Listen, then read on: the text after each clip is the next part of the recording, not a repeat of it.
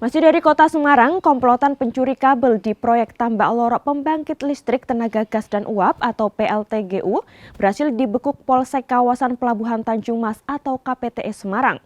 6 pelaku dibekuk saat beraksi memotong kabel proyek jenis jumbo yang akan digunakan sebagai aliran listrik Jawa Bali. 6 pelaku pencurian kabel listrik proyek tambak lorok pembangkit listrik tenaga gas dan uap PLTGU masing-masing bernama Hendro Susilo, Doni Rianto, Reval Bayu Sakti, Bagus Aditya Kurniawan, Muhammad Bintang, serta Rio Setiawan, warga kota Semarang. Kedua pelaku merupakan pekerja proyek penanaman kabel pembangkit listrik lintas Jawa Bali milik PLN. Salah seorang pelaku, Hendro Susilo, mengaku dirinya bertugas memotong kabel sepanjang sekitar 29 meter dan dipotong menggunakan cutting kabel. Setelah terpotong, kabel-kabel tersebut dibungkus menggunakan lakban agar tidak terlihat lalu diangkut ke atas truk.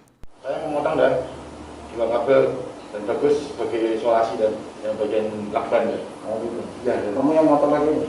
Ya, dan dua kabel dan Kapolsek KPTS Semarang Kompol Johan Valentino Naruru mengatakan tertangkapnya para pelaku ini berdasarkan informasi dari security setempat yang melihat para pelaku sedang beraksi, sehingga jajarannya langsung bergerak dan mendapati para pelaku saat akan menaikkan kabel curian ke truk yang telah disiapkan. Tersangka melakukan pemotongan kabel yang dilaksanakan TKP di proyek tambak lorok PLTGU Blok 3 Jalan Koster Komplek Pelabuhan Tanjung Mas Semarang. Jadi yang dilakukan para tersangka memotong kabel-kabel yang ada di proyek tersebut. Pada saat tersangka akan menaikkan kabel-kabel ini di truk, diketahui oleh security, sehingga security melaporkan ke Polsek Kawasan Pelabuhan, dan anggota kami langsung turun ke TKP dan mengamankan 6 tersangka yang ada di belakang saya.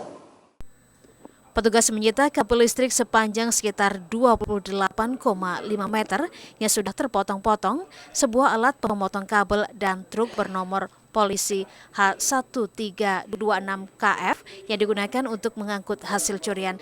Atas perbuatannya, ke-6 pelaku dijerat pasal 363 KUHP dengan ancaman hukuman 7 tahun penjara.